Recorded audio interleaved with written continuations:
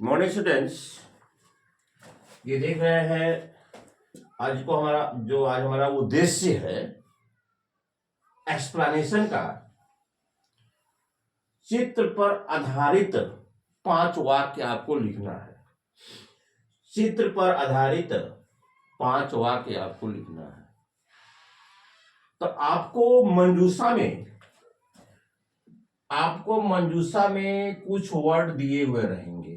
मंजूषा में आपको कुछ शब्द दिए हुए रहेंगे और मंजूषा में दिए गए शब्दों से आपको 5 वाक्य बनाना है। या तो सभी शब्दों का प्रयोग वाक्य में हो जाए तो और बेहतर होगा। सभी शब्दों का प्रयोग अगर वाक्य में हो जाए तो बेहतर होगा, नहीं तो मिनिमम हर एक वाक्य में एक शब्द का प्रयोग अवश्य हो। लेकिन यथासंभव प्रयास करना है कि सारे शब्दों का प्रयोग वाक्य में हो ही जाए। प्रयास करने वालों की कभी हार नहीं होती, ये सर्वविदित है। प्रयास करने वालों की कभी हार नहीं होती। तरंगों के डर से नौका आगे की ओर भाग नहीं जाती। Wonderful statement. तो ये मंजूषा में आपके 5 नंबर बहुत बड़ी अहर्ता आपको ला देगी। लेकिन आपको जो मंजूषा में शब्द दिए हुए रहेंगे उसका मीनिंग तो भी जानना होगा। कम से कम 5 लकार कुछ शब्द रूपों को भी ध्यान में रखना होगा। और सेंटेंस आपको ऐसा लेना है जिसमें व्याकरण का मिनिमम आवश्यकता पड़े। ऐसा नहीं कि जटिल यात्रा करेंगे तो जटिल यात्रा में बहुत सारे रोड़े आते हैं। अगर उस रोड़े का आप सामना नहीं कर पाते हैं तो असफलता हाथ आएगी। इसलिए एकदम सिंपलेस्ट ग्रामर का यूज करना है। तो सबसे पहले आप फिगर को देखेंगे, जो चित्र दिया हुआ रहेगा उसको देखेंगे और उस चित्र से समंजन दिए गए मंजूषा से करेंगे। उसके बाद एक 5 वाक्य का अनुच्छेद आपको लिखना है। जैसे मान लिया जाए इस फिगर में देख रहे हैं एक घर है। इस फिगर में देख रहे हैं एक घर है, तो सिंपल में लिखिए अस्मिन् चित्रे। एकदम सिंपल में लिखिए अस्मिन्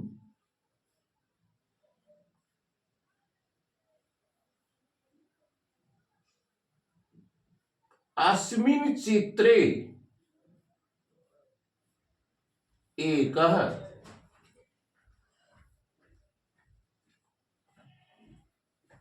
गृहम्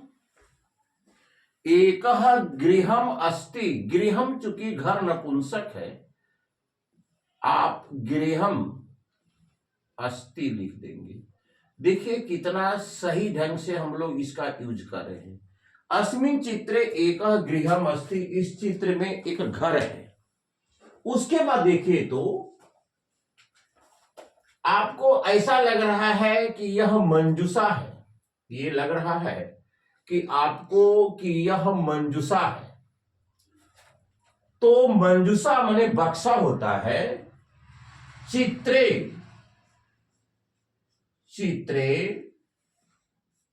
मंजूषा एकम मंजूषा अस्ति। एकम मंजूषा, चित्र में एक मंजूषा है। एकदम सिंपल वाक्य आपको बनाना है। और देखिए तो और क्या दिखाई दे रहा है, यहां कदली फलम वृक्ष, केला के पौधा भी इस फिगर में नजर आ रहे हैं। केला के पौधा भी इसमें नजर आ रहे हैं। अस्मिन् चित्रे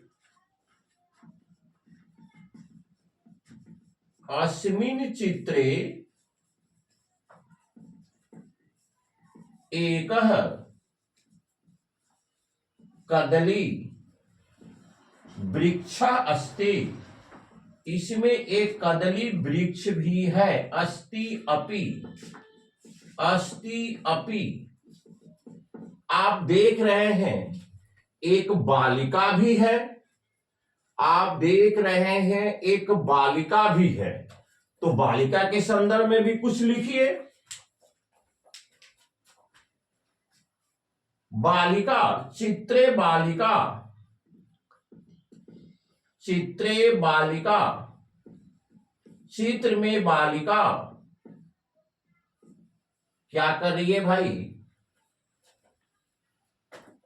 मंजुषाम पश्यति, बक्से को देख रही है। बालिका मंजुषाम पश्यति, बालिका बक्सा को देख रही है। और देखिए तो आपको क्या दिखाई दे रहा है? ये बहुत सारे पादप भी हैं। अस्मिन् चित्रे,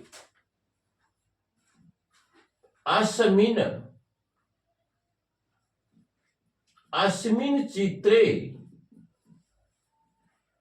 अनेकानि, बहुवचन, अनेकानि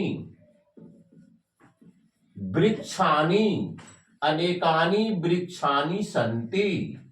इस वृक्ष में अनेकों, इस चित्र में अनेकों वृक्ष हैं। और चूंकि यह रिलेटेड आपको पहले से दिया हुआ रहेगा, ये पहले से आपको मंजूषा में वर्ड दिए रहेंगे। और उस मंजूषा में आपको यह ध्यान देना है कि मंजूषा में दिए गए सारे शब्दों का प्रयोग वाक्य में यथासंभव हो जाए। नहीं तो कम से कम 5 शब्द का प्रयोग वाक्य में तो जरूर आपको दिखाना होगा। और देखिए इस फिगर में आपको क्या नजर आ रहा है? इस फिगर में आपको ये एक गांव का दृश्य दिखाई दे रहा है। एक गांव का दृश्य दिखाई दे रहा है। इदम ग्रामम चित्रः अस्ति। इदम ग्रामम चित्रम अस्ति। ग्रामम चित्रम अस्ति। अब देखिए तो और क्या दिखाई दे रहा है? यह सूर्योदय का समय है। यह सूर्योदय का समय है और यहां पर सूर्य भी ऊपर की तरफ उदय हो रहा है। अस्मिन् चित्रे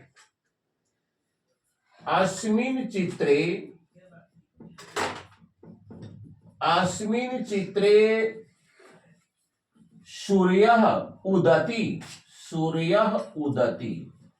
तो डियर स्टूडेंट्स, ये 5 मार्क्स आपको सफलता के उस चोटी तक पहुंचा सकता है जिसे कि हम लोग अप्रत्याशित सफलता कहते हैं।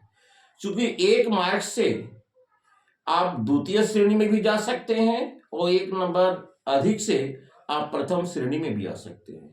आपके प्रतिशतता में काफी अंतर ला सकता है। ओनली 1 मार्क्स, यहां तो 5 मार्क्स के सवाल हैं।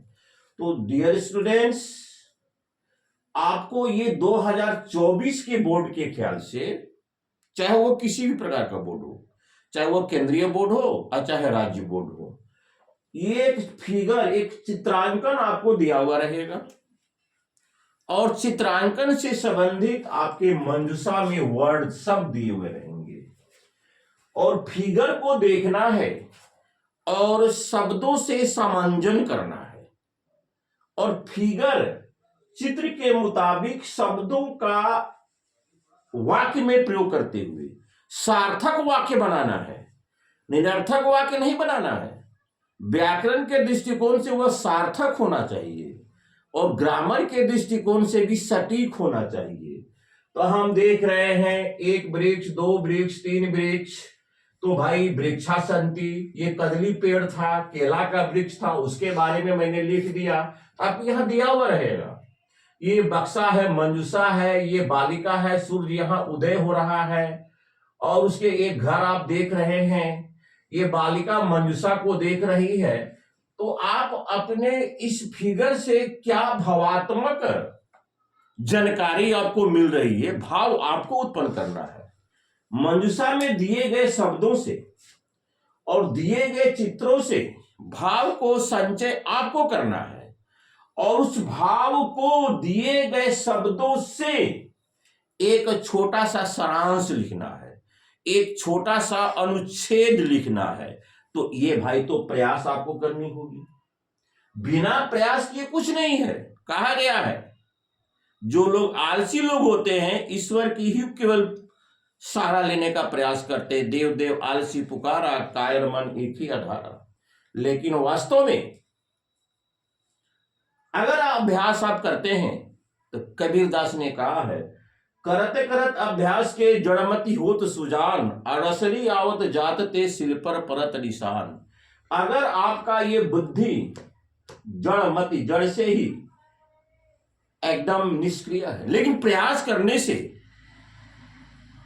आप एक अप्रत्याशित सफलता को प्राप्त कर सकते हैं। जैसे एक पत्थर के शिलाखंड पर कुआं से पानी निकालते समय रस्सी का निशान बन जाता है, जबकि रस्सी कितनी कोमल होती है, और उस पत्थर पर एक निशान बना देता है।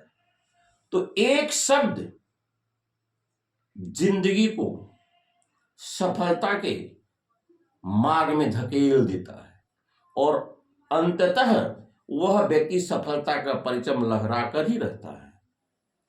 तो छात्रों छात्राओं, आज का मेरा एक्सप्लेनेशन ये समाप्त हुआ, और वीडियो को मेनी टाइम्स देखें और मेनी टाइम्स फॉरवर्डिंग करें, ताकि आपके जितने भी वर्ग साथी हैं उनको अधिक से अधिक लाभ मिल सके। Thank you very much.